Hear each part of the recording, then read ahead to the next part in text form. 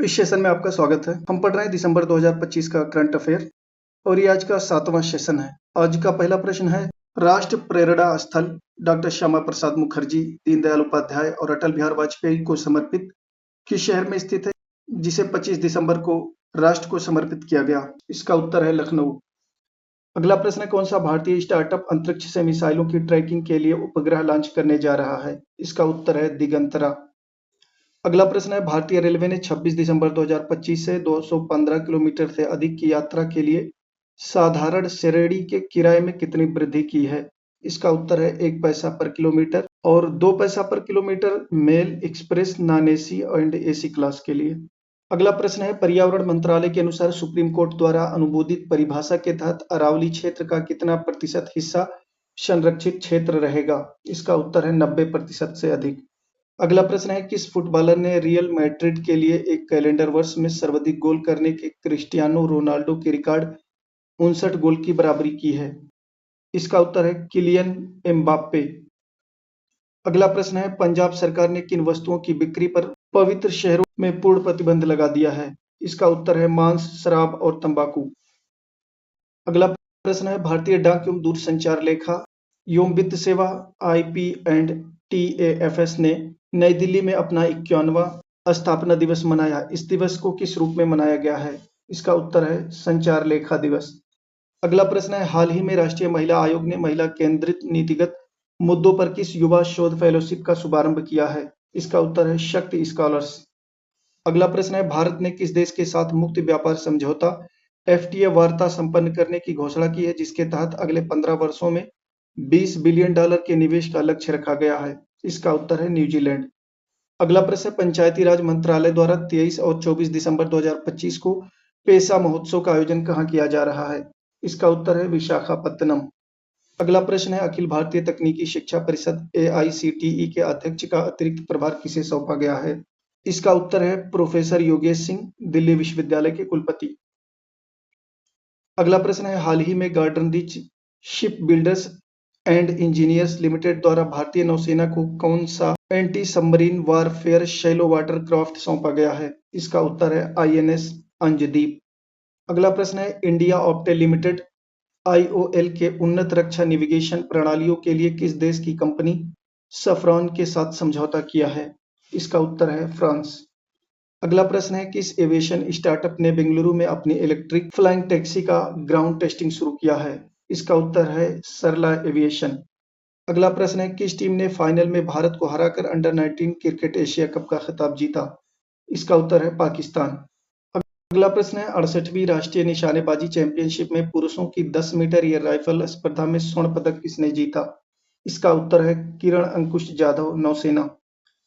अगला प्रश्न है, फीफा पुरुष विश्व रैंकिंग में कौन सा देश वर्ष 2025 के अंत में शीर्ष स्थान पर रहा? इसका उत्तर है स्पेन। अगला प्रश्न है, नवंबर 2025 में भारत के 8 प्रमुख बुनियादी उद्योगों की वृद्धि दर कितनी दर्ज की गई? इसका उत्तर है 1.8%। अगला प्रश्न है, हाल ही में किस भारतीय महिला क्रिकेटर को विशाखापत्तनम में श्रीलंका के खिलाफ T20 सीरीज में डेब्यू करने का मौका मिला? इसका उत्तर है वैष्णवी शर्मा। अगला प्रश्न है, हाल ही में किस राज्य ने सरकारी स्कूलों में मध्याह्न भोजन से पहले भोजन मंत्र का वाचन अनिवार्य किया है? इसका उत्तर है उत्तराखंड। अगला प्रश्न है, बीसीसीआई ने महिला घरेलू क्रिकेटरों सीनियर की दैनिक मैच फीस को बढ़ाकर कितना कर दिया है? इसका उत्तर है 50,000 रुपए। अगला प्रश्न है, नई दिल्ली स्थित किस देश के उच्चायोग ने हाल ही में अपरिहार्य परिस्थितियों के कारण वीजा सहित सभी काउंसलर सेवाओं को अस्थायी रूप से निलंबित कर दिया है? इसका उत्तर है बांग्लादेश।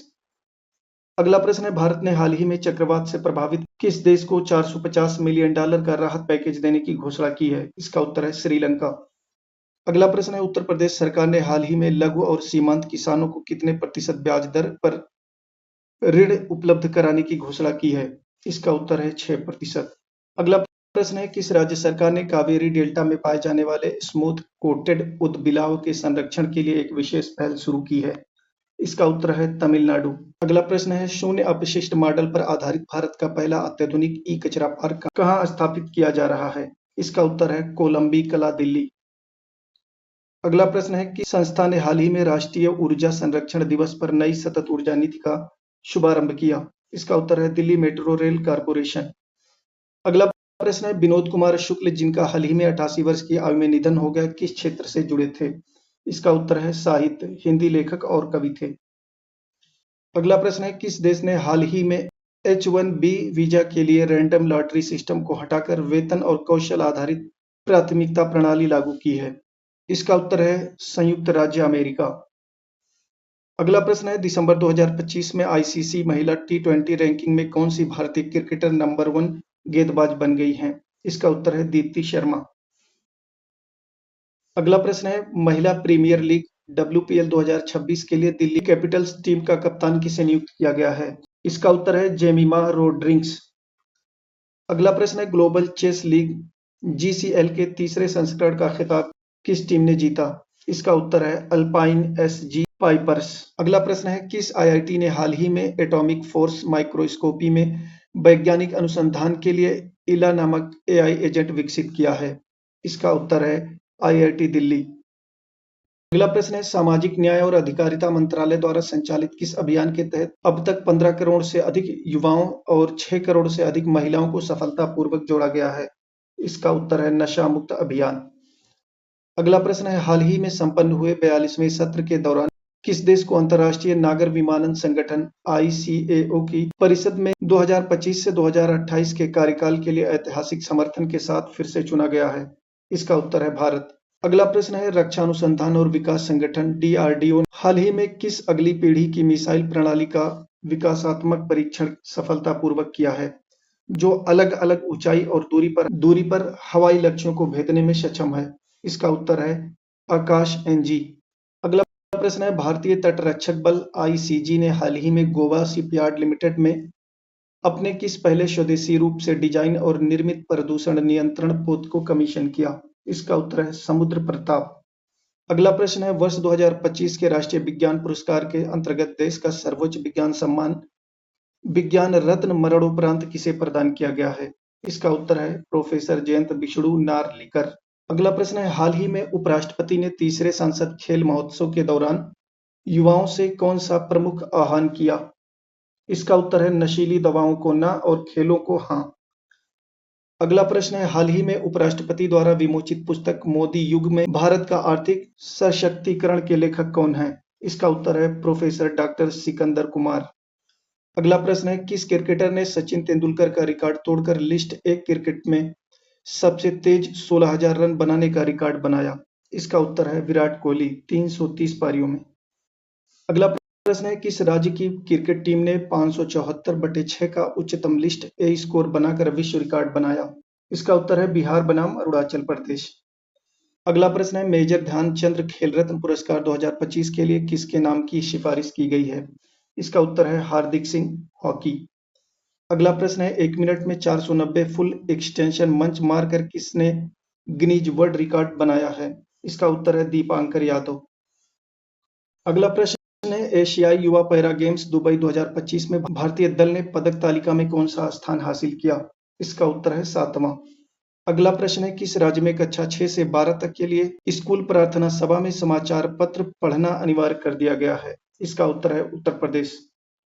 अगला प्रश्न है सुशासन दिवस पर 5 रुपए में भोजन उपलब्ध कराने वाली 100 अटल कैंटीन कहाँ शुरू की गई है? इसका उत्तर है दिल्ली। अगला प्रश्न है उड़ीसा की पहली महिला मुख्य सचिव के रूप में किसे नियुक्त किया गया है? इसका उत्तर है अनु गर्ग।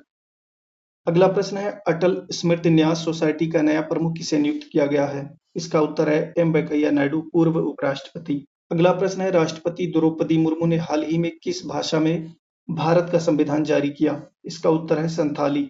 अगला प्रश्न है उपराष्ट्रपति द्वारा हाल ही में विमोचित पंडित मदन मोहन मालवीय की संकलित रचनाओं की अंतिम श्रृंखला का नाम क्या है? इसका उत्तर है महामना वाङ्मय।